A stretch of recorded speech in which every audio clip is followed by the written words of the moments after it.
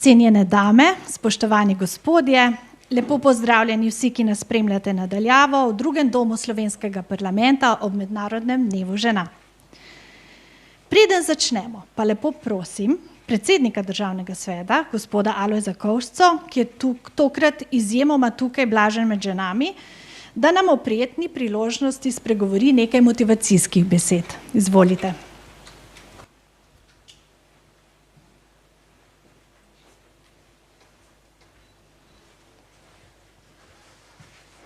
Dragi gosti, spoštovane kolegice svetnice,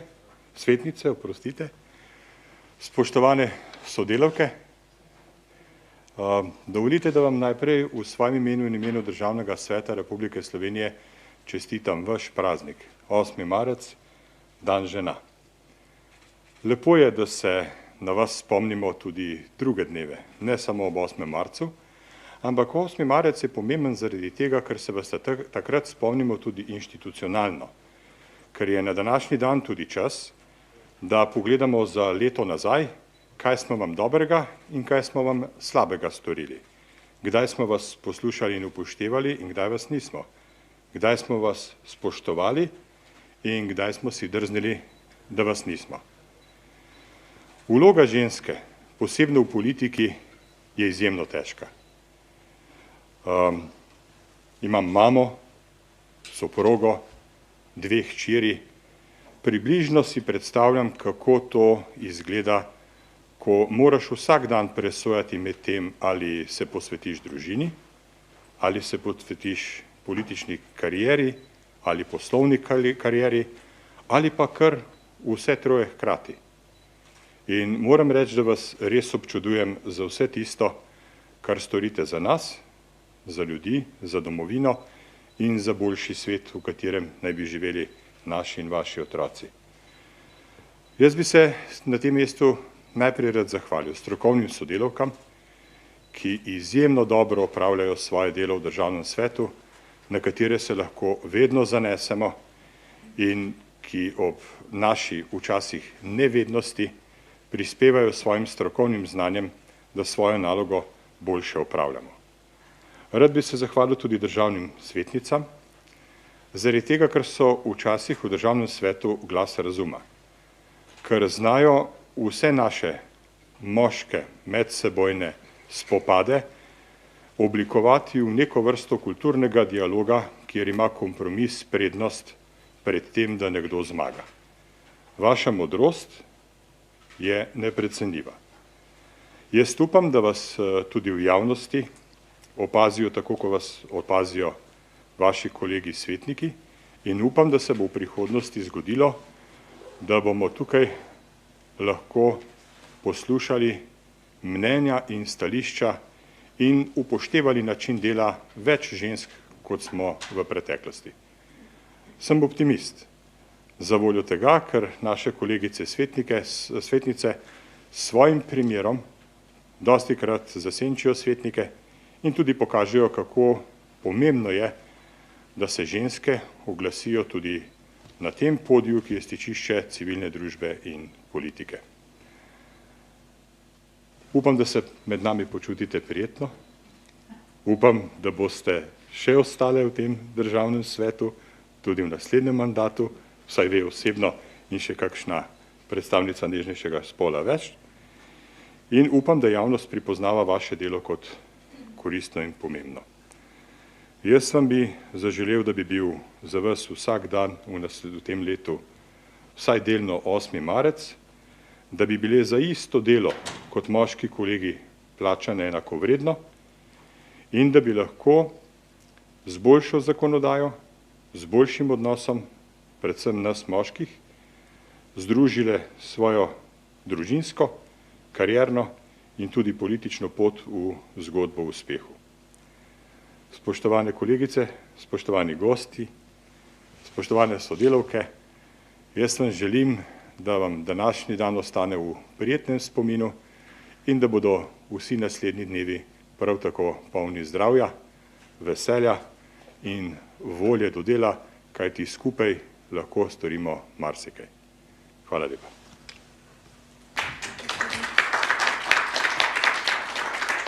Najlepša hvala za tako lep in iskren poklon. Nedaleč stran Mladinska knjiga danes predstavlja prvi roman trilogije izpod peresa britanske pisateljice Deborah Levi, nov roman o ženski in ženskah. Naj v uvodu današnjega pogovora izpostavim njen zapis. Neopatriarhat 21. stoletja zahteva, da smo pasivne, vendar ambiciozne, materinske, vendar poželjive, požrtvovalne, vendar izpolnjene. Bile naj bi močne, moderne ženske. Pa smo res. Danes bomo odstrle ženske teme na poseben način. Mogoče razbile kakšen tabu, sicer pa se preprosto imele fajn. V naši družbi pozdravljam državne svetnice, gospo Bojano Potočan, gospo Marijo Lah, gospo Branko Kalenić Ramšak, gospo Lidijo Jerkič in dve posebni gosti. Modno oblikovalko Majo Štamol-Drolc in najučiteljico in literatko, sicer pa danes zvezdo dneva, gospo Nino Jelen. Lep pozdrav. Da bomo lažje prebile let, mogoče v uvodu vprašanje za vse moje sogovornice. Kdo je vaš ženski ideal? Zagotovo je kakšna ženska, ki igra v vašem življenju pomembno vlogo, bi lahko na tem mestu izrazili javni poklon, jo izpostavili, ter seveda, čemu je tako. Gospa Štamol, izvolite. Hvala lepa in dober dan tudi v mojem imenu. Ja, jaz bom zelo preprosto odgovorila, da je to kar moja mami,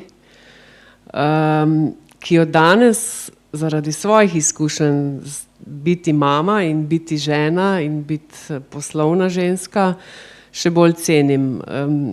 Verjetno in takrat, ko je bila še z mano, nisem znala tega izkazati. Nisem toliko cenila tega, kar cenim danes, žal je pa pokojna že 20 let in tega ne morem izraziti. Zagotovo pa z velikim spoštovanjem do nje, vsak dan v mislih z njo in se ji večkrat zahvalim, če me sliši in vidi tam gor.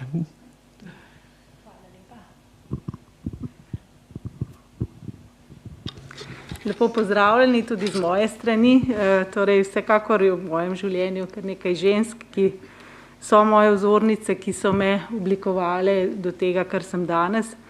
In vsekakor lahko omenim najprej svojo staro mamo, ki je bila v različnih državah, preživela grozote vojn. Kljub temu pa je bila en tak simbol stabilnosti, živela je z nami in vem, da kadarkoli se je karkoli dogajalo, nikoli ni bilo kaj takega, kar bi njo iztirilo, da tako rečem. To je pač ena ženska modrost, ki je bila v njej, čeprav ni bila izobražena, ampak vendar je bila en tak stabilnost moje družine. Tudi druga babica, ki je živela v Ameriki in se je potem preselila k nam, v Slovenijo, mi je zelo blizu z njenimi zgodbami, ki jih je prepovedovala, z njenim načinom drugačnega življenja, ki ga je prinesla k nam. In seveda tukaj moja mama s svojo brezpogojno ljubeznijo, ki jo danes skušam vračati v čim večji meri.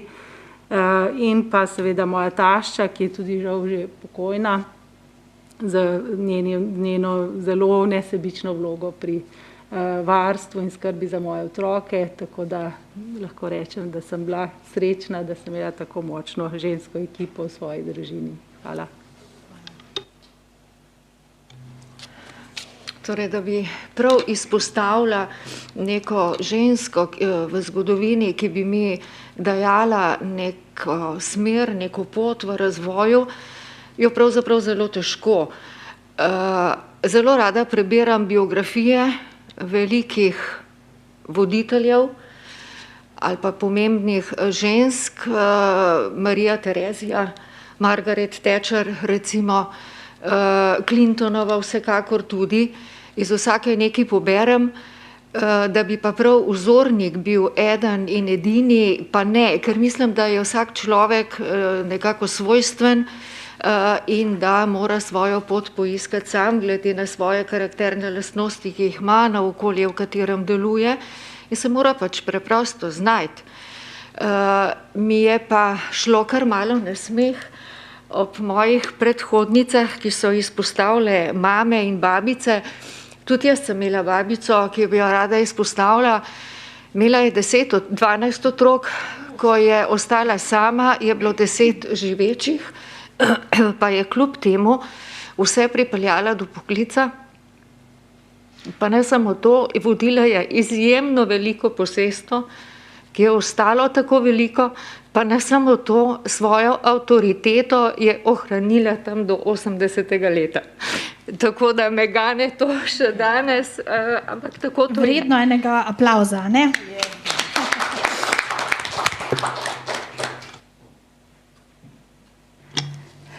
Lep pozdrav vsem. Seveda jaz bi tudi se poklonila svoji mami in babici, predvsem, ki tudi je imela nek zdrav odnos do življenja, neizobražena, ampak seveda trdno na tleh v tem svetu.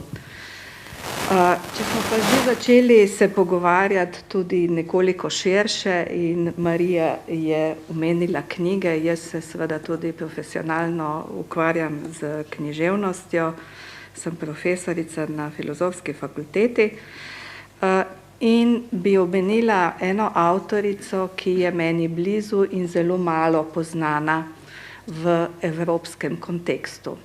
Gre za avtorico iz 17. stoletja v Mehiki, seveda kaj drugače kot Nuno, ki to je Juana Inés de la Cruz, se pravi, rekli bi Ivana Inés od križa. Ženska, ki je imela neizmerno intelektualno lakoto in ki seveda ni drugače vedela, kako naj pride do znanja, kot da vstopi v samostan. To je bila pogosta usoda žensk, tako v Evropi, kot seveda v Ameriki v tistem času. Ampak ne samo to, torej seveda je sama prišla do znanja, ženske takrat niso imele vstopa na univerze, niso imele pravice do izobraževanja in napisala je izjemno veliko število in tudi kakovostne poezije. Bila je v stiku z španskimi avtorji in seveda tudi recimo potem tudi gledaliških del, kar pa jo je predvsem nekako izpostavilo v današnjem času. Drznila si je kritizirati pridige nadškofa mehiškega in sicer javno v pisni obliki, kjer je izkazala vso svojo intelektualno moč in seveda dobila potem en oster odgovor,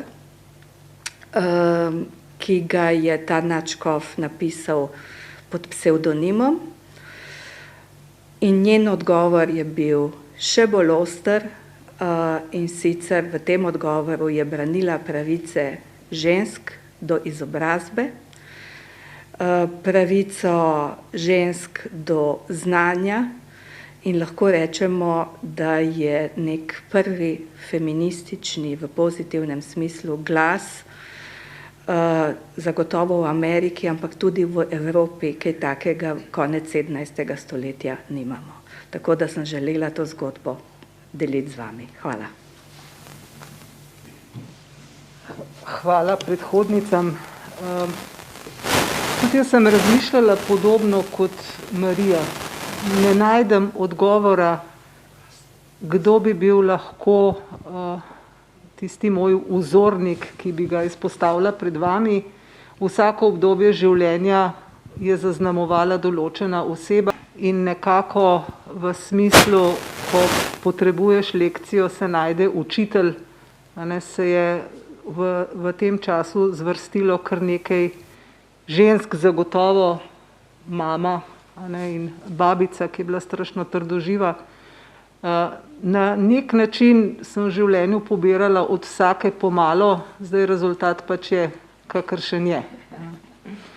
Sem pa v razmisleku se spomnila pa osebe, pa zanimivo, da mi je prišla ona na misel, ki kljub temu, da je precej mlajša od mene, na nek način od malega vztraja na svojih stališčih, zelo zgodaj borka za pravice živali, pa vegetarijanka, pa veganka, zelo rada udeležena v prostovoljskih aktivnostih, pomaga tudi beguncem, na primer.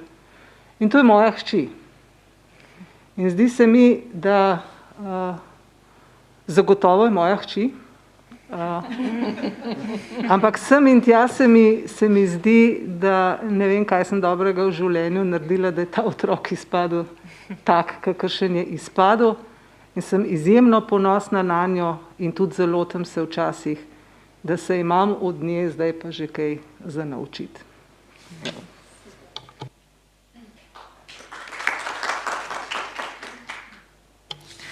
Ja, tudi jaz sem razmišljala, tako kot moje predhodnice, o svoji mami. Moja mami je bila v bistvu samohranilka, z očetom sta bila ločena in je sama vzgajala naju z bratom.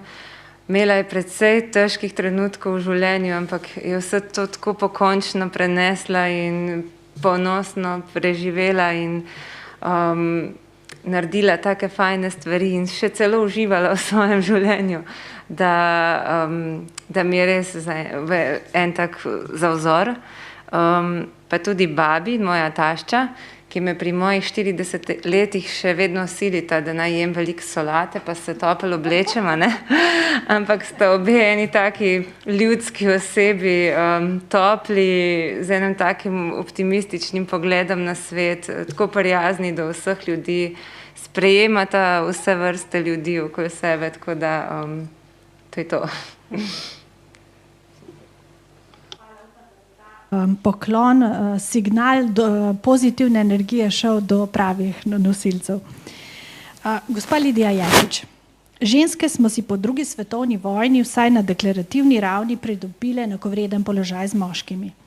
Imamo volilno pravico, pravico do javnega izražanja lastnega mnenja, do izbire partnerja, moža, poklica, kariere. Prepuščena nam je pravica v rojstvu otroka, dovoljeno nam je tudi upravljati do nedavnega moška dela. Poleg pridobljenih pravic in možnosti pa je gospodinjsko delo, poleg rojevanja otrok in vzgoje, ostalo breme nekaj vmes med delom in nedelom. Nekaj samoumevnega. Vi tudi vodite sindikate, vi poznate delo do obisti, po formi in normativih, se je stereotipna delitev družbenih vlog spolov spremenila v zadnjih 30 letih do te mere, da lahko danes govorimo o popolnoma drugi zgodbi. Ja, spremenila se je. Ne moramo pa govoriti o popolnoma drugi zgodbi in tudi ne popolnoma enako pri vseh. Zagotovo je generacija, ki je nekoliko starejša, recimo moja generacija, živela drugače. Jaz se še spomnim obdobij, ko je bil tudi delovnik bistveno drugačen, ko je bilo mogoče biti ob 2 ali pa 3 doma, poskrbeti za kosilo, otroke in vse ostalo. In tudi generacija tedanjih fantov in moških je bila verjetno drugačna. Zdaj je vendarle te delitve dela med moškimi in ženskami več, tudi bolj enakomerno razporejena, tudi fantje poprimajo za marsikaj. V mojih časih jaz nisem srečevala očetov z vozički v parkih, zdaj je to pravzaprav zelo normalno. Je pa to še vedno proces.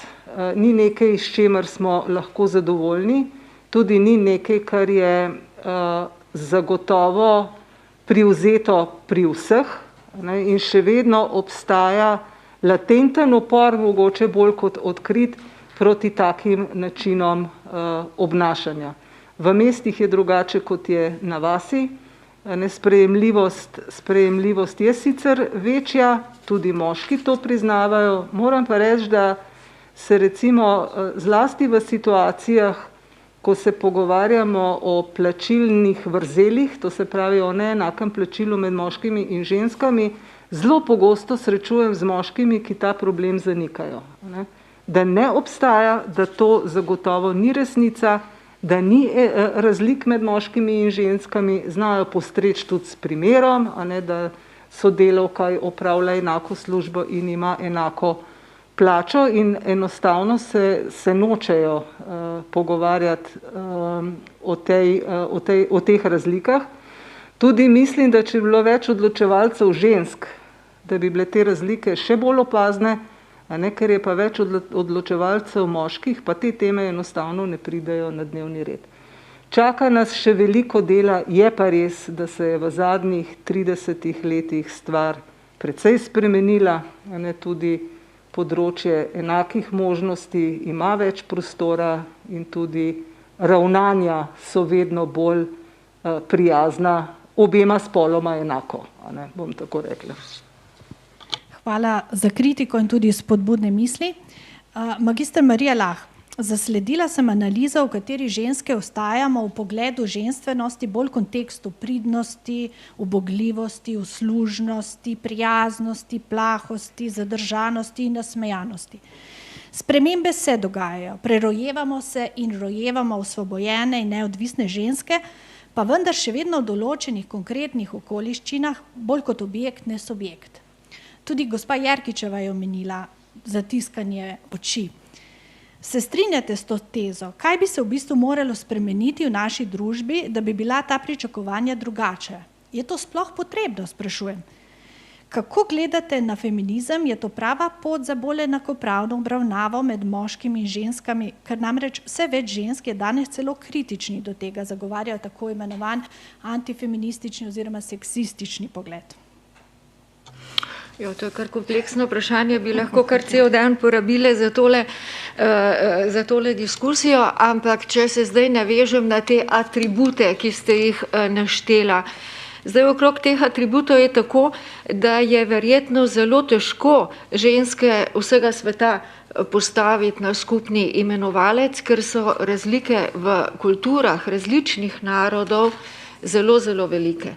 Pa če se mogoče osredotočim bolj na tale naš del Evrope, potem bi rekla, da bi se za to tezo teh atributov strinjala predvsem v dveh alinejah, to je v pridnosti in v prijaznosti.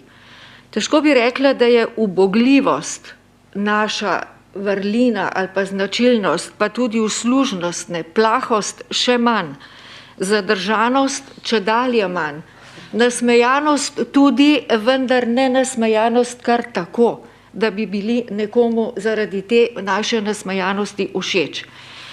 Bi pa dodala nekaj atributov, sem prav razmišljala, ko sem prebirala ta vaša vprašanja, pravzaprav kaj pa odlikuje neko slovensko ali pa evropsko žensko. In sem prišla do tega, da je to brez dvoma pridnost. Pridnost je zagotovo naš atribut, slišali smo že, priden si doma, priden si na poti, hitiš, usklajuješ, vztrajnost brez dvoma tudi, ker če vztrajnost ne bi bil naš atribut, potem danes mi zagotovo ne bi sedeli tu, kjer sedimo, pa ne samo mi, še mnogo, mnogo drugih žensk na podobnih, višjih, bolj odgovornih položajih. Odgovorne zagotovostjo in vso suverenostjo trdim, da vsa dela, odločitve sprejemamo za drugo obliko odgovornosti kot moški svet. Zavedamo se posledic svojih dejanj in zato vse pretehtamo. In kolikor si starejši, to lahko sodim zdaj po sebi, toliko je ta stopnja odgovornosti višja, ker imaš veliko več izkušenj, veliko več znanja, širši pogled in točno veš, kaj za svojimi odločitvami lahko povzročiš ali pa ne povzročiš. Navezovanje družbenih stikov in sposobnost ohranjanja le-teh je pri ženskah dokazano višja, prav tako tudi povezovalnost, že predsednik je v nagovoru rekel in tudi dejansko v praksi v samem državnem svetu so ženske, spomnim se kolegico Ramšakovo, Bojano pogosto, Lidija je že nekoliko bolj ostra, da tako rečem, kako so se trudile najti mehak kompromis, da zadeva ni prišla do nekega prepira, do nekega razkola. Pa še nekaj je, kar odlikuje ženske, moških pa ne. Ciljna usmerjenost. Mi ženske smo izjemno ciljno usmerjene in potem gremo proti temu svojemu cilju, ki ga pa že vnaprej dobro pretehtamo in vemo, da je to prav. Zato ga tudi znamo zagovarjati, znamo slediti, pa tudi doseči. Zdaj, kar se pa feminizma tiče, to je pa ena zelo zakomplicirana zadeva, stara že kolegica Ramšakova praktično rekla 3-4 stoletja praktično, ne. Zdaj novejša zgodovina govori nekje o 2 stoletjih. Teh feminizmov kot gibanje je več vrst, ne. Še najbližji mi je, mogoče tudi zaradi mojih let pa moje generacije, ta socialistični feminizem, ampak jaz o feminizmu govorim takrat, kadar gre za neko gibanje, ki se zavzema za odpravo neenakosti, za odpravo diskriminatornosti. To je lahko tudi med moškimi, da se ne bomo razumeli narobe, da je to samo neko gibanje, ki poteka med ženskami. To ni ženska, ki tolče po mizi, kadi cigareto, pije viski in zahteva višjo plačo. To je gibanje, ki se bori za odpravo neenakosti med spoloma. Če ste poslušali našega kolega, ne bom ga imenovala, ker verjetno se tole snema, na zadnji seji Državnega sveta, on se je boril za moško enakopravnost. In to odkrito, pa ne prvič. Pa je izjemno velik intelektualc. To se pravi, da tudi ženske v tej naši borbi po enakopravnosti moramo le tehtati, da obdržimo in zadržimo moške take, kakršne imamo radi moške, ne pa, da iz njih delamo neke druge moške, ki pravzaprav v tem svetu ne bi nič pomenili. Tako da, če že delimo v zgodovinskem poteku ta feminizem, potem mi je najbližji ta socialistični, imel je strogo izoblikovane cilje, ne vem, pravice delavcev, delovni čas, volilna pravica, varne hiše in tako naprej. Medtem ko vsi kasnejši feminizmi, vključno s tem danes današnjim liberalnim, imajo pa tudi svoje felerje, da tako rečem. Ta liberalni feminizem ohranja nek družbeni red in ne uvaja nekih novosti, ne uvaja nekih sprememb, samo navzven lepotno bi želel nekaj spremeniti. Nisem pa zagovornik radikalnega feminizma, ker noben radikalizem nikjer pravzaprav ne pelje v pameten napredek. Skratka, zagovarjam feminizem takrat, kadar se le-ta zavzema za enakost med spoloma. Tako da jaz mislim, da v družbi kot taki, saj ta družba, če me že sprašujete, je nastavljena kar v redu v svojih temeljih. Je pa seveda vprašanje, kako mi vsi skupaj od politike dalje to družbo vodimo. In če jo vodimo v ekstreme, to ni dobro, če jo vodimo premehko, to spet ni dobro, če jo vodimo razpršeno, je do neke mere dobro, vendar je seveda vedno treba imeti svoj kompas, da stvari gredo naprej. Se pravi, ni klub rezerviran samo za ženske in upam, da vas moški kolegi naši v Državnem svetu poslušajo. Biološki spol kot družbena kategorija vse bolj postaja socialna kategorija. Normativ žensko zajema področje materinstva, gospodinjstva, po drugi strani pa se od žensk pričakuje, da imamo kariero, da smo izobražene in da skrbimo za svoj zunanji videz. Podoba sodobne ženske kot skrbne matere, žene, gospodinje ostaja ves čas nespremenjena. Dodaja pa se ji še razna druga funkcija, od skrbi zase, za telo, zdaj tudi za duha, izobraževanje še bi lahko naštevali. Dan ima kljub vsemu samo 24 ur. Obremenjeno ženske populacije zaradi družbenih pričakovanj pa je izjemna. Doktor Kalenić Ramšakova, kako vi osebno čutite ta pritisk? Gre za tekmo med ženskami ali kaj drugega? V bistvu, kakšna so pričakovanja in zahteve do žensk v akademskem svetu? Ja, hvala lepa za to vprašanje. Jaz bi nekako takole obrnila odgovor.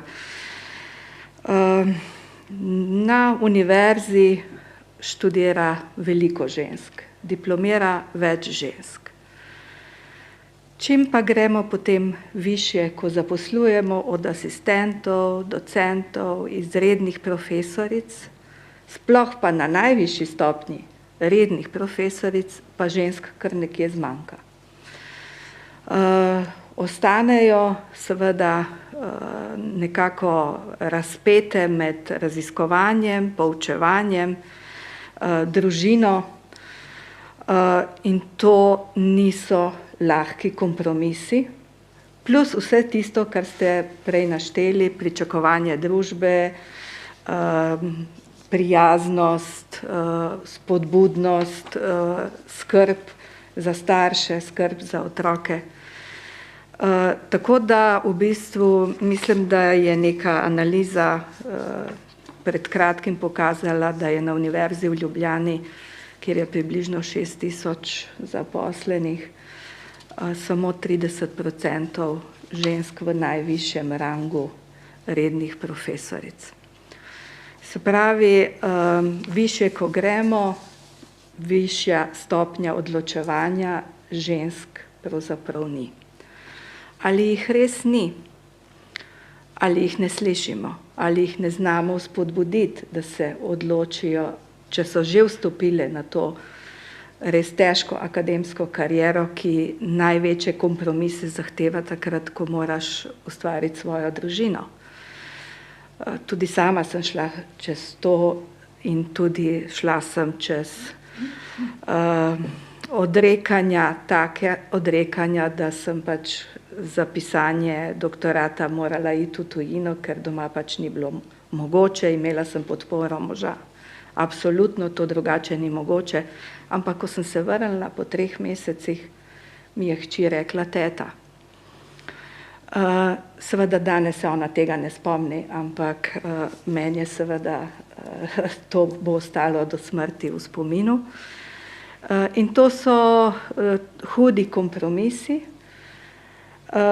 tako da se na tej poti potem ženska nekako mora odločiti, ali se res mora odločiti, ali ji ne dajemo dovolj spodbude. Žal na akademski ravni je vse odvisno od spodbud kolegov, na institucionalni ravni ni teh premislekov zaenkrat še, kako se ženska, ki pride s porodniške, vključi v raziskovalno sfero, enako kot moški, ki je 1 leto raziskoval intenzivno, gradil svojo raziskovalno mrežo, ženska pa seveda se ukvarja, pač je doma na porodniški in je prav tako in seveda tudi, če ima podporo doma moža in staršev, vendar ni v enaki poziciji. In tako naprej. Mnoge ženske seveda se potem odločijo, da nekje se ustavijo svojo akademsko kariero na sredini, da ne bodo šle do najvišjega naziva, ki seveda zahteva kar precej rezultatov, tako pedagoških kot raziskovalnih. Habilitacijska merila, ki smo jim podvrženi, v bistvu niso nič prilagojena in je tako prav, da so enaka za moške in ženske, ampak kje je tukaj institucionalna vzpodbuda, ki je nisem imela jaz, ko sem bila pred toliko desetletji na začetku te akademske kariere, ampak je ni tudi danes. Danes v bistvu, kar se je pokazalo še posebej zdaj v času covida. Jaz sem na primer urednica tudi 2 znanstvenih časopisov in ko urejamo zdaj številke, ki tečejo, ki se normalno, zadnje številke revij, dobivam informacije pač raziskovalk, pravijo, žal nisem zmogla napisati tega članka, čeprav sem ga obljubila zaradi covid situacije, zaradi šolanja otrok doma, zaradi gospodinjskega dela, ki je padlo naenkrat name, kot se zdi, kot da smo se vrnili desetletja nazaj, na osnove, enakosti med spoloma. In dejansko zaenkrat podpore institucije, akademske institucije tukaj ni nobenega premisleka. Jaz upam, da se bo to kaj spremenilo. Jaz sem bila tudi dekanja 4 leta in kakor se zdi mogoče filozofska fakulteta, tako ženska fakulteta in dejansko je več študentk, pa sem v 100-letni zgodovini filozofske fakultete bila šele 3. dekanja. Se pravi, ženske so in treba je imeti posluh, da jih vključujemo tudi in pozivamo na najvišja mesta, na mesta odločevalcev. Ženske se ne bomo prijavile, ženske ne bomo tekmovale z moškimi za te funkcije, se prej umaknemo. Ampak družbo je treba nekako vzgojiti, da je bolj senzibilna, da spodbudi tudi ženske za najvišja mesta, tako kot v gospodarstvu, tudi v akademskem svetu. In pravzaprav moški oziroma celotna družba se mora zavedati, da bo bolje vsem, če bo več uravnoteženosti. To se mi zdi zelo pomembno. Hvala. Hvala. Pravzaprav zelo enostaven recept. Več spodbude.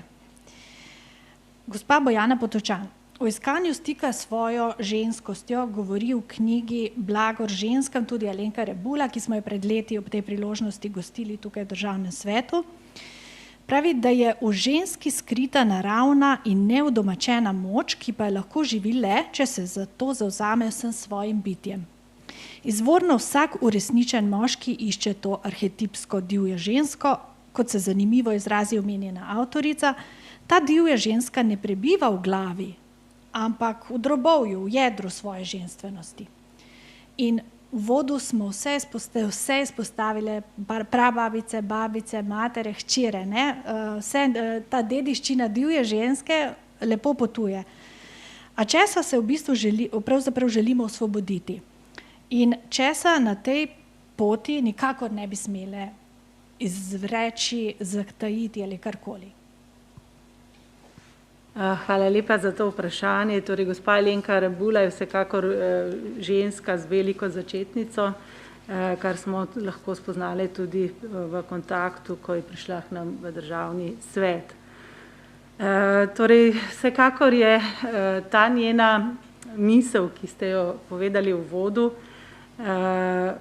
zelo pomembna, ne? Kaže na to, da mora ženska v sebi odkriti vse te svoje temine, vse svoje strahove, vse svoje rane, vse to poceliti in šele takrat, ko vse ta področja v sebi raziščeš, vidiš, jih osvetliš, jih daš na plano, v bistvu lahko postaneš celovita. In ko postaneš celovita, seveda si v stiku s svojim jedrom, s svojim bistvom, kot ženska seveda s svojo ženskostjo. In vsekakor verjamem, da je kvaliteten odnos mogoč predvsem takrat, kadar ženska takšna je, ko nima nekih bergel, da tako rečem, da živi svoje življenje, da živi svojo ženstvenost. Seveda na drugi strani se pričakuje ravno takega tudi moškega, ne? Da bo tudi on seveda osvetlil vse svoje spet temine, strahove, kakršnekoli šibkosti, jih ravno tako ozdravil in bil potem seveda sposoben takega celovitega odnosa. Ampak rekla bi, da je to v naši družbi prej redkost, kot pa en tak odnos in en tak, bom rekla, osebnostni razvoj, tako na strani žensk, kot na strani moških, da bi v bistvu v take odnose lahko stopali. Na žalost je vse preveč torej nekih bergel, nekih, bom rekla, ran, nekih namišljenih mask, ki si jih postavljamo v življenju in ki nam pravzaprav onemogočajo, da bi zaživeli vse svoji celovitosti. Tako da jaz razumem predvsem to kot nek osebnostni razvoj, ki pa je po moje doživljenjsko delo, ne.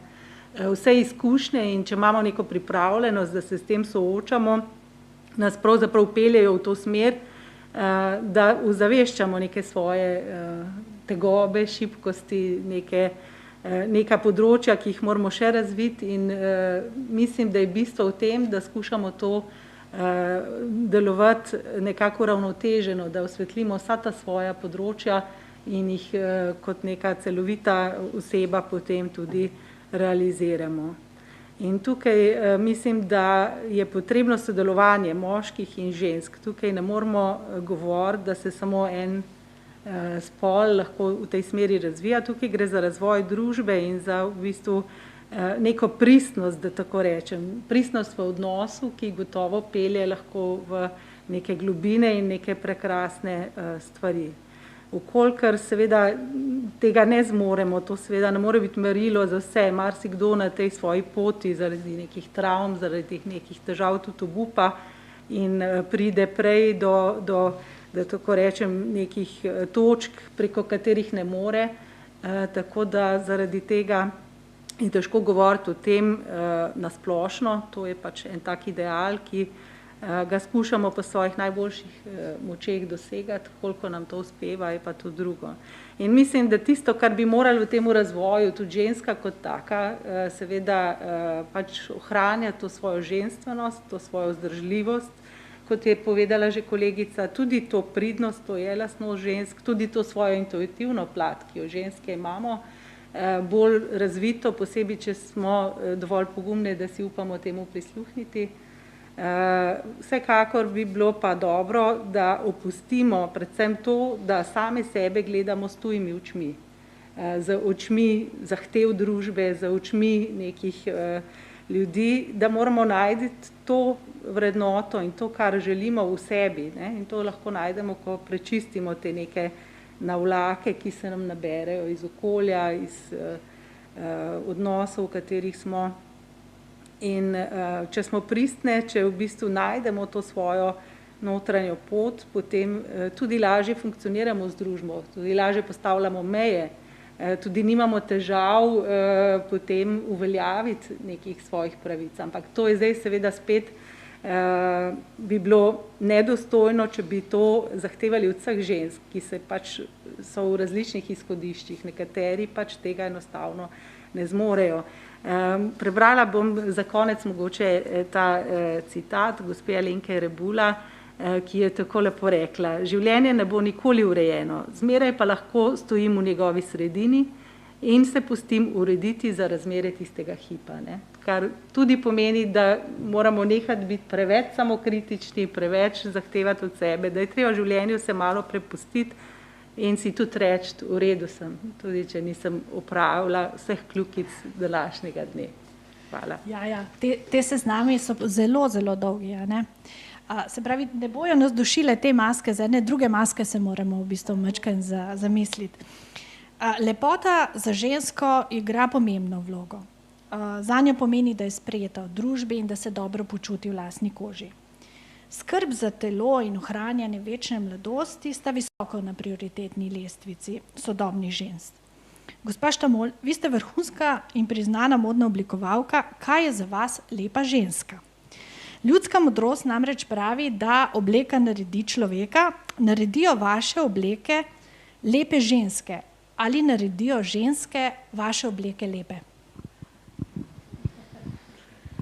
Ja, seveda, ženske v zadnjih letih svojemu videzu posvečamo več pozornosti verjetno, kot so jo posvečale prej naše mame. Če se spomnim svoje mami, je imela v kopalnici Solejo in Nivejo, nič kaj drugega. Danes v moji kopalnici je bistveno več pripomočkov, takšnih in drugačnih. Tudi imam to prioriteto oziroma si vzamem to za prioriteto, da si zjutraj 1 uro časa namenim sprehodu, se pravi moji rekreaciji, da si vzamem čas za nego, za gibanje, za moje fizično počutje. Seveda tega v preteklosti ni bilo verjetno v taki meri. Ali je danes ko pride stranka recimo v moj atelje, mi mož pravi včasih, da sem delno psihoterapevt, ker seveda se pogovarjamo o marsičem drugem in tudi sama se želim pogovarjati o marsičem drugem, zato ker skozi ta pogovor spoznam žensko, ki bom svetovala, kaj naj obleče, da bo lepša, da bom izpolnila njene želje, da bo njena postava oziroma obleka skrila tisto, kar želimo skriti, da bomo poudarili tisto, kar je lepo. Zdaj, jaz sicer mislim tako, da obleka seveda je pomembna, do neke mere pomaga pri tej samozavesti, pri lepoti ženske, čeprav še vedno menim, da je tista lepota, ki prihaja od znotraj, veliko bolj pomembna. Jaz imam med svojo prijateljico, ki bi lahko rekla, da po svoji postavi in teži nikakor ne upravičuje statusa vitke ženske ali pa ne vem, ženske z naslovnice, ampak sem prepričana, da kjerkoli se pojaviva skupaj, bo ona prej pritegnila svojo energijo kot jaz, pa imam verjetno kar nekaj kilogramov manj. Hkrati pa seveda se dostikrat zgodi tudi to, da obleki daje življenje stranka oziroma gospa, ki bo to nosila.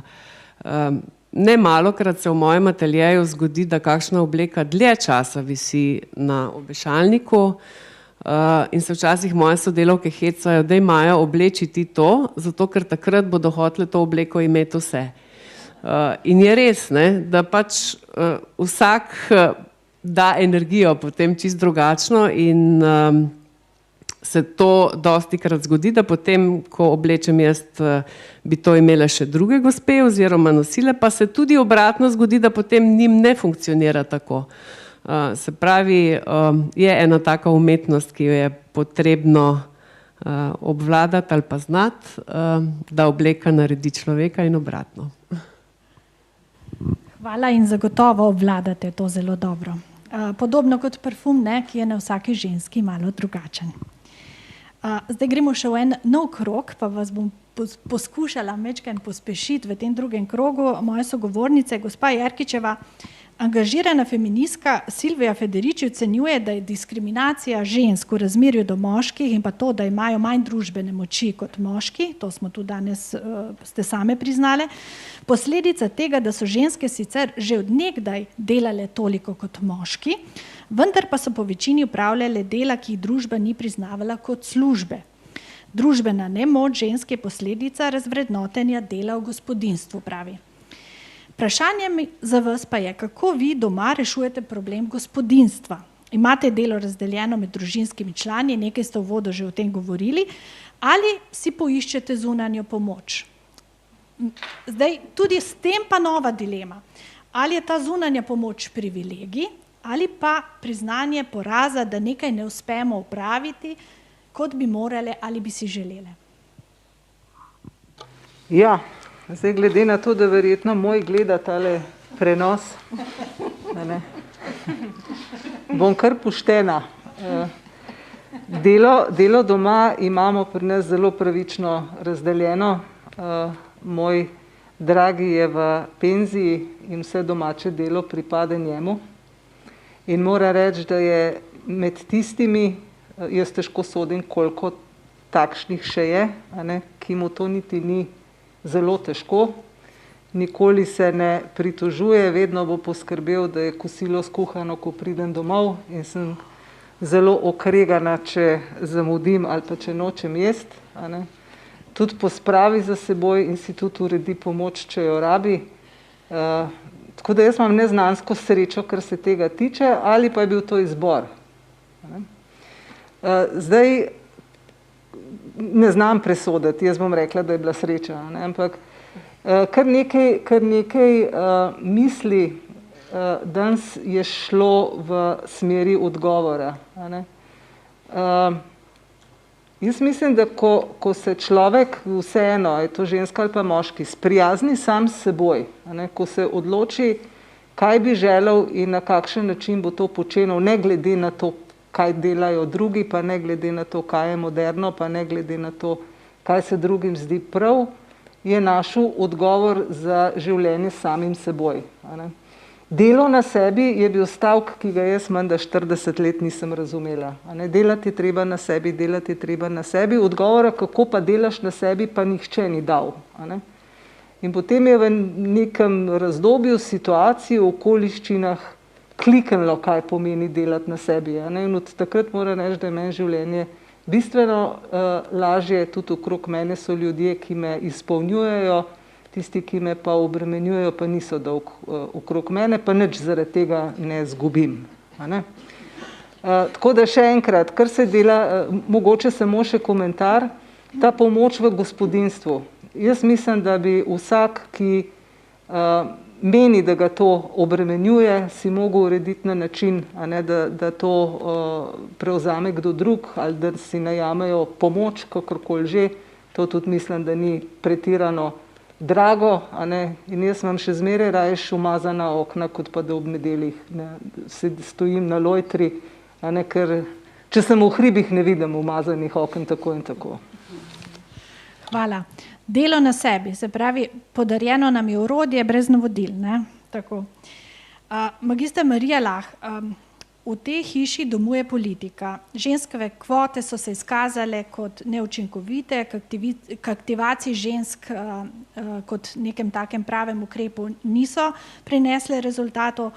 Tudi v državnem svetu imamo zgolj 10% zastopanost žensk. Prav zaradi vaše izjemne, to mislim kolektivne kakovosti, tega ni čutiti na naših sejah in v javnosti, ker ste v bistvu tudi izjemno aktivne in prepoznavne kot državne svetnice. Vi ste tudi predsednica Trgovinske zbornice Slovenije, torej ženska na visokem položaju. Kako se v bistvu politika enakopravnosti v današnjem času odraža v velikih gospodarskih družbah in kakšne so izkušnje recimo v multinacionalkah, s katerimi imate ogromno opravka?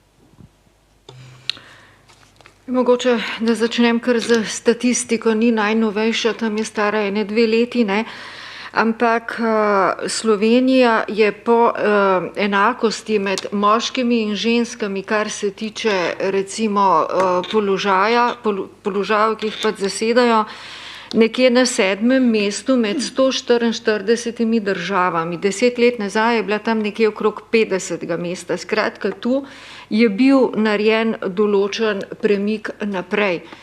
Ko me spomnite na ženske kvote, me spomnite tudi na en posvet, ki je bil v državnem svetu.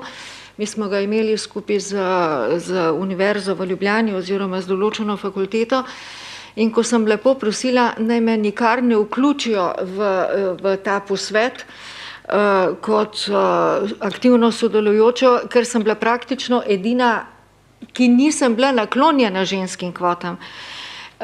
In potem sem bila pravzaprav zanimiva, prav zaradi tega, čeprav mi je bilo kar težko zagovarjati to svoje stališče ob tako veliki zavzetosti za te ženske kvote, ki so se v nekih 4-5 državah izkazale z nekim rezultatom, povsod drugod pa ne. Ker ključno za mene, pa tudi mislim, da je bilo danes to že izpostavljeno, je, da si ženska želi biti nekje na nekem vodilnem položaju. Torej, želja mora biti, če želje ni, potem ti tega, pa če tega cilja nimaš, potem ti tega nikoli ne boš dosegel. Ker to, kar je Branka prej razlagala, jaz se strinjam, da mora biti tudi neka družbena spodbuda, vendar korak v to smer moraš narediti ti sam. Ti kot ženska moraš narediti korak sam, ob tem se moraš zavedati, kaj so tvoje posledice. In to, da po noči delaš za službo, in to, da si najameš gospodinjsko pomočnico, če je potrebno. Skratka, vse to je potrebno proučiti, preštudirati in potem narediti korak. In to je pot, to ni samo korak. Je pa mogoče ta korak najtežji. In ko se danes pogovarjamo tudi o oblekah, a veste, te moje spomini, jaz sem bila nekje 20 let v upravi velike družbe, pa edina, pravzaprav nisem bila edina ženska, bila je še kolegica, ki je vodila finance, ampak če se spomnim najinih oblek, še posebej svoje, ker sem bila relativno mlada, ko sem se usedla na ta stol, Jaz sem nosila hlačne kostime, pa še kravato zdraven, če je bilo treba, zaradi tega, da sem izgledala bolj moško, ne? Ker mojih 1,60 m in svojih tistih 53 kg je bilo pač za ta moški svet premalo. In ko sem prvič sklepala nekje v južni državi posel, vreden kar veliko denarja, se je moj poslovni partner je kazal veliko večjo željo, da bi se pogovarjal z mojim šoferjem, ker moj šofer je bil moški, kot da bi se za ta posel pogovarjal z mano. Vendar to je bilo samo 20 let nazaj. Taki smo bili, kljub moški obleki, kravati in ne vem kaj še vse, je bilo zelo težko pravzaprav prodreti. Res pa je, da dejavnost, v kateri sem delala, je bila izrazito, pa še danes je, moška. Tako da ta pot, ko ti stopiš na to pot, moraš vse vedeti, kaj te pravzaprav čaka, sicer te pokoplje in enostavno nisi uspešen. Veselje mi je, ko gledam tudi te statistične podatke, če že hočete, ne, tudi za Slovenijo.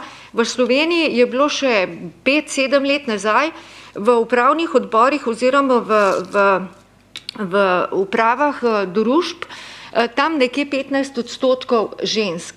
Danes jih je 23, še vedno premalo, v Evropskem parlamentu jih je malo manj kot 30, ne. To je že neka taka, bi rekla, tretjina je že kar neka solidna številka. V Sloveniji teh 23% je še vedno premalo, pa zato ne krivim niti vzpodbud od zunaj, pa niti moškega sveta, ampak predvsem bi želela povedati, da ženske za svojo samozavestjo, znanjem, osredotočeno, ciljno usmerjenosti, moramo se samo boriti za to. To, kar je Branka prej rekla, da ženske ne bomo tekmovale. Jaz mislim, da ja, ženske bomo tekmovale. Če želimo zaseči neko delovno mesto, neko odgovorno delovno mesto v svetu, v družbi neki pomen, potem je treba tudi tekmovati. Pa to ni nič slabega. In seveda moraš pa zato imeti pogum, samozavest, moraš pa znati tudi premagovati poraze.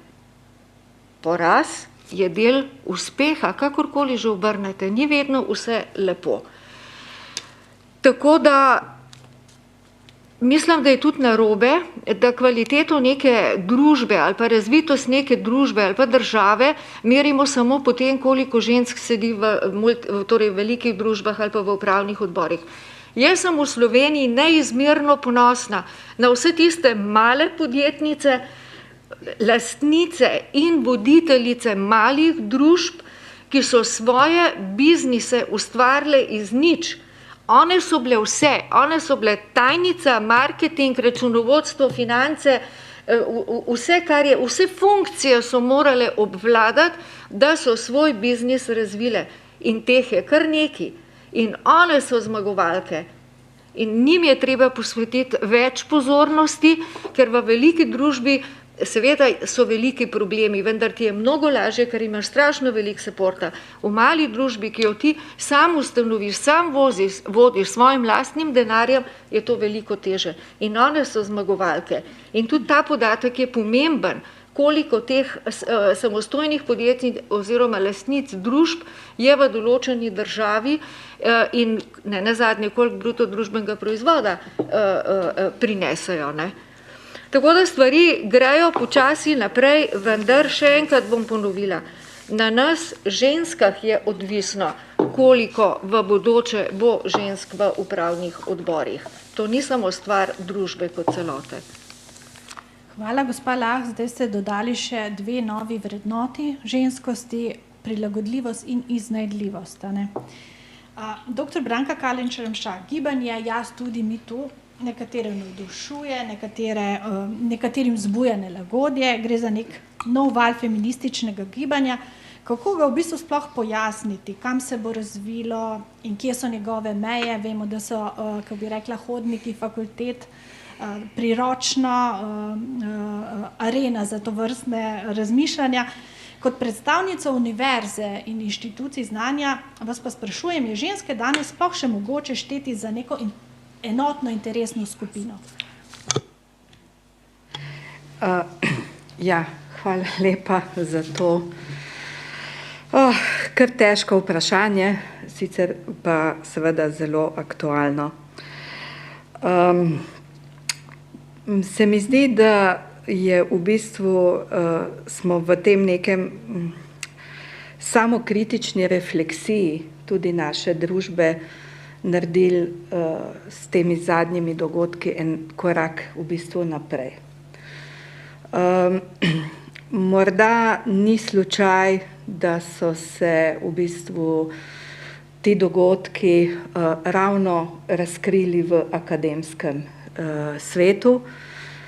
Nikakor pa, torej zagotovo vem, da to ni samo problem akademskega sveta, ampak celotne naše družbe in v gospodarskih družbah povsod, verjetno tudi na vseh drugih inštitucijah.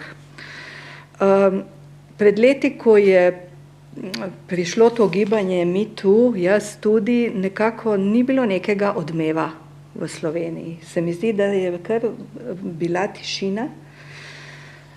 Sedaj pa, ko so se ti dogodki razkrili na Balkanu, v Beogradu, Zagrebu, Sarajevu, se mi zdi, je pa in to v akademski sferi, je v bistvu se je razkrilo tudi kar nekaj zgodb pri nas. Čeprav moram reči, da ko od blizu pogledam te zgodbe, se mi zdi neverjetno, tudi na naši fakulteti, da je kar nekaj časa se za to vedelo, pa se ni nič ukrepalo in da po spletu nekakih okoliščin zunanjih je v bistvu ta zgodba prišla na dan, zdaj še zgodbe na AGRFT. In kot slišim, so se ženske tudi tu nekako samo organizirale, mlade, preko različnih organizacij in zagotovo to ni konec teh zgodb. O tem se moramo začeti javno pogovarjati. Imam neizmerno spoštovanje do teh žensk, ker gre pravzaprav samo za ženske, ki so razkrile svoje hude travme javno, nekatere samo v anonimizirani obliki, pa vendar. In pravzaprav premaknile so torej goro, ki je bila v naši družbi zacementirana, zabetonirana. In ne gre samo za v bistvu to nadlegovanje, spolno nadlegovanje, ampak gre tudi za psihično nadlegovanje. Tega je ogromno, pa ne samo v akademskem svetu. Tudi sama sem bila nekako deležna pred nekaj leti tega psihičnega groznega pritiska in nadlegovanja. In mislim, da je potrebno začeti o tem govoriti, moramo vse te stvari nekako ponotranjiti, od njih razmišljati in si narediti torej lepši svet, lepšo družbo. Od vsakega od nas je odvisno, kako se bomo s kolegi, s kolegicami pogovarjali, kakšen odnos bomo imeli do sodelavcev, kakšen odnos bomo imeli do svoje družine, do nadrejenih, do podrejenih. In vse skozi moramo o tem v bistvu razmišljati, govoriti, biti pozorni in z majhnimi koraki priti do boljše družbe. Jaz mislim, da druge poti pravzaprav tukaj ni. Hvala. Ženske torej moramo spregovoriti, prav pa je, da nam tudi družba prisluhne. A ne? Velika borka za enakopravno pravno oziroma finančno obravnavo ženske je bila tudi nekdanja vrhovna sodnica ZDA, Ruth Bader Ginsburg. Namreč do leta 1974 ženske niso mogle prosto razpolagati s svojim denarjem, čeprav so ga same zaslužile. Na splošno je bilo v bistvu skoraj nemogoče, da bi ženske dobile kreditno kartico ali posojilo brez soglasja svojih mož. Opozarjam zato, ker je to manj kot 50 let nazaj. Ona je bila v bistvu igrala tle pomembno vlogo, takrat je bila tudi mlada odvetnica. Tudi vi ste odvetnica. Je finančna neodvisnost žensk ključ do njene osvoboditve? So ločeni računi nuja ali dogovor med zakoncema? Tudi danes vemo, da nekdo zasluži manj kot drugi. Je lahko ta občutek manj vrednosti oziroma več vrednosti razlog za razhajanje? Ja, hvala lepa za to vprašanje, ki mislim, da je kar pomembno in tudi zadane v srž neke neodvisnosti tudi žensk. Morda najprej moja izkušnja, ko sem začela kot odvetnica, pred 30 leti kot mlada odvetnica sem najela eno majhno pisarno, se usedla in čakala, da pride prva stranka. Ne. To so občutki, ki vsekakor so mešani in ko so prišli prvi ljudje, so bile to sladke skrbi. Ne. Dokler nisem prišla na sodišče, kjer sem imela občutek, da moram to svojo mladost, takrat in neizkušenost preupiti z nekim, bom rekla, slogom in seveda sem potem domov prihajala utrujena, ko mi se spočila do naslednje porcije, dokler nisem nekega dne slučajno videla enega mojega posnetka, kjer sem potem rekla, no sej tole pa lahko malo ustavim konje. Ne. Dejansko imaš tisti notranji občutek, da si veliko bolj mil in negotov, kakor je bilo potem tista dejanska slika. In tako lahko rečem, da to odvetništvo je ena taka šola, ena taka zelo močna izkušnja, skozi katero greš kot čez ene valove, včasih se ti barka malo razbije, pa se jo spet zlepiš in se staviš skupaj. Ampak zakaj to govorim? Ker to je gotovo bila zelo moja velika želja, da postanem odvetnica že v času študija.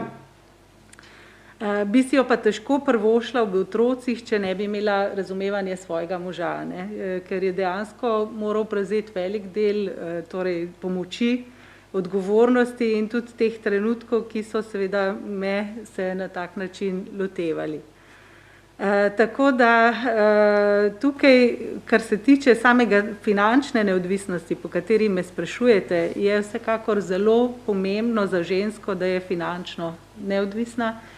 To pomeni svobodo, to pomeni, da lahko odločaš o svojih nekih stvareh, lahko se odločiš tudi, da zapustiš nefunkcionalno zvezo, česar morda v nekih razmerih ali pa v družbah, kjer to ni mogoče, ne moreš, in da se dejansko realiziraš skozi to svoje življenje. Ne.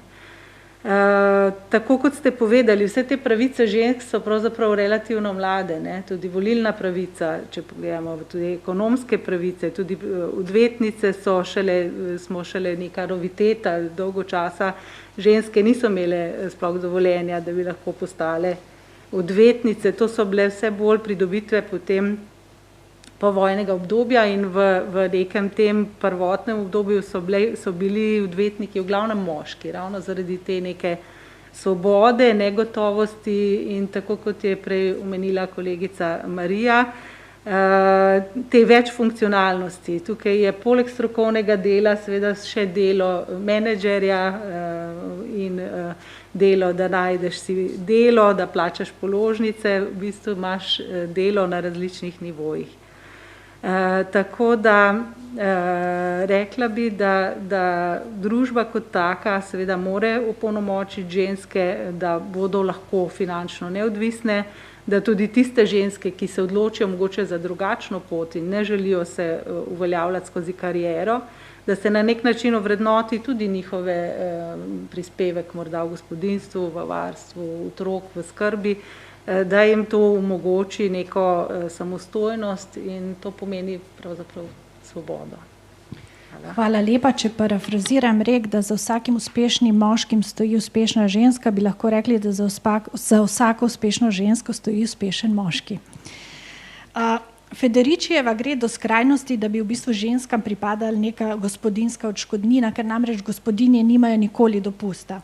Jaz bom pa, gospa Štamol, vas bolj vprašala z vidika teh gibanj, ki smo jih omenili, feminističnih, je kapitalizem pogoltnil feminizem in ga naredil za modo. Vivienne Westwood, njene modne revije so razvpite sporočila in to, kar se dogaja od protestiranja, mogoče kakšen komentar? Ja, jaz ne bi se čisto povsem strinjala. Jaz mislim, da je seveda tudi zelo odvisno, koliko si ženska sama izbori tega. Oziroma bom se navezala spet na svojo družino in svoje izkušnje. Jaz sem odraščala na kmetiji, kjer je bil zaposlen samo oče, mami je bila doma, se pravi gospodinja. Ampak kljub temu je bilo delo razdeljeno. Tati je hodil pač v službo, mami je skrbela za gospodinjstvo, midva z bratom sva imela to obveznost, da skrbiva za uspeh v šoli. Vse ostale stvari smo si delili skupaj.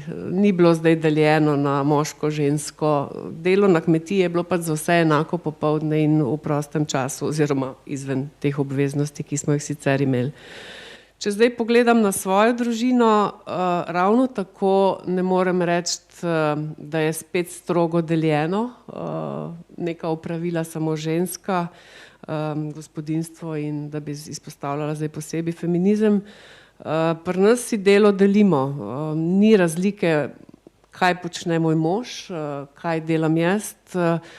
Moje delo kot oblikovalka je ravno tako cenjeno kot njegovo delo, ki je ekonomist, ampak seveda s to razliko, da je moje delo bistveno manj plačano kot njegovo. Včasih sem res, ko sem bila še mlajša, imela ta občutek manj vrednosti, da manj doprinesem v gospodinjstvo oziroma v nek skupni prihodek. In me je mož sam potolažil, da delam po svojih najboljših močeh, se pravi prispevam, kolikor je pač moje delo cenjeno in plačano. Nisem te sorte, da bi zelo veliko protestirala in to zdaj, jaz sem zadovoljna tako, kot je. Seveda pa ne vem zdaj, ali imam srečo, kot je rekla gospa Jerkič, z možem, ali imam razumevajočega moža, ali pa sem si preprosto to izborila sama. In zaslužila. Še zadnje vprašanje za našo gostjo, gospo Jelen. Profesor dr. Mladen Dolar je včeraj v intervjuju izpostavil korona fatig, utrujenost korone za celotno družbo. Kriza, ki nas je v bistvu kot orkan zadela pred enim letom, je na nek način odprla mnoge nezaceljene rane iz preteklosti in ženske moramo spet znova oddelati levji delež. Tudi o tem je govoril. Mene zanima, kako vi komentirate to. Tudi v bistvu vaša zgodba, vi v bistvu imate danes in tudi boste imeli še v naslednjem letu zelo naporen delovnik. Kako lahko je v bistvu kriza tudi priložnost? Bo rodila kriza neko novo žensko? Zdaj, če je ta kriza glih pomagala ženski, ne vem, ker smo tudi že zdaj veliko slišali o tem, da so ravno ženske bile tiste, ki so nosile to breme, to tudi nasilje in vse te stvari. Če pa pogledam malo z pozitivnega vidika, je pa recimo moj prijatelj rekel, da je prvič videl, kaj vse njegova žena naredi doma, ki je bil takrat pa z njo doma, ona je pa tudi učiteljica in je rekel, da od takrat jo pa še toliko bolj cen. Prvič se je v bistvu zavedal, kaj vse zmore ena ženska doma in učiti otroke v šoli, ta gospodinjska opravila, še za sebe malo poskrbeti. Tako da mogoče pa je kdo to videl. Sicer pa mislim, da moramo začeti že pri najmlajših se pogovarjati z njimi o tem. Jaz sem imela nekaj let nazaj en tak projekt o spolnih stereotipih. Začel se je tako, da sem svoje učence vprašala, če lahko ženska vozi traktor in je en fantek rekel, da ne, da to pa tudi slučajno se ne more zgoditi. Tako da mi smo potem to raziskovali, iskali podatke o ženskih, o poklicih in tako dalje. V glavnem ugotovili smo, kako so že v trgovinah police razdeljene na moške in ženske, kako so recimo sam britvice dražje za ženske, ker so roza, kot za moške. Veliko knjig smo na to temo brali in preden smo to obravnavali, so res zelo stereotipno odgovarjali na vprašanja, kot so, kdo bolje poje, fantje ali punce, kdo bolj igra nogomet, kdo bolj kuha, ati ali mami, ne? To so bili res tak stereotipni odgovori, na kar smo mi ugotovili, da imamo v razredu eno punco, ki vse premaga v nogometu in res jim zabije tak gol, da je noben fant ne more premagati in enega fanta, ki je res čudovito pel. In se mi zdi, da so se pa takrat kar prebujati začela, ne? Tako da na koncu tega projekta je prišla k meni ena punčka in je rekla, da zdaj je pa gotovila, da ni treba, da vedno kup roza pulover, da lahko kup tudi druge barve, ne? In da prej se s svojim bratom ni hotela igrati vojake tam v gozdu, ki so živeli na podeželju, ker je rekla, da to ni za punce. A zdaj se pa z njimi igrala in je ugotovila, kako je to fajn. Tako da sem sama se pol čestitala. Se mi je res delno, da sem nekaj naredila na tem področju. In zakaj je to pomembno? Prvič zato, da sprejmejo sami sebe takšne, kot so, da odkrijejo, kaj sploh so, pa da sprejemamo tudi drugega takšne, kot smo. In pa isto zato, ne, da pač tudi ženske lahko vozimo traktor. Hvala lepa. No, nekatere stereotipe smo razbili, ne? Ženske za volanom, pa moške za štedilnikom, ne? Nekatere pa še bomo. Jaz bi žal tole našo pogovorno omizje zgolj prekinila, pa ne zaključila, ker bi ga nadaljevala naslednje leto. Bi pa prosila dr. Branko Kalenić Ramšak, da poda neko posebno darilo za vse ženske tega sveta. Jaz bi se zahvalila najprej vsem kolegicam v državnem svetu, ki tako vestno skrbijo, da naše delo lepo poteka, in še posebej sekretarki naše interesne skupine, dragi Neži. Za vse nas bi pa prebrala eno čudovito pesem Toneta Pavčka iz leta 2012, Angel za žene. Ni lepšega od njega, ni bolj koristnega od njega, ni bolj milega od njega, kot je angel med angeli, angel za žene. Povsod je in nikjer, v kuhinji, sobi, štali. Je tu in tam, dela 1000 stvari, opravlja, pospravlja, kot mravlja, a zmeraj tako sam, tako zapuščen, kot kamen na suhem vodnjaku. Ob vsakem koraku zazveni, se lomi, pada, je spet kakor balast, odvržen v gluhem rogu, sam v sebi sprt, sam v sebi razdrt. A čez vse divje krajine, čez viharje, udarce, čez plohe grdih besed, je on varovan kakor cvet, ki ščiti, varuje, ki brani, ki ga oddela za 2 nič ne prežene. Je grob pred silo, pred viharjem je angel. Za žene nežen, bežen, sredotežen. Vase obrnjen k sebi, a še bolj k drugim. On dobro ve za en sam glagol ljubim. Hvala. Drage dame, najlepša hvala vam za to prijetno druženje, zbrano občinstvo vam pa hvala za pozornost in nasvidenje do prihodnjič.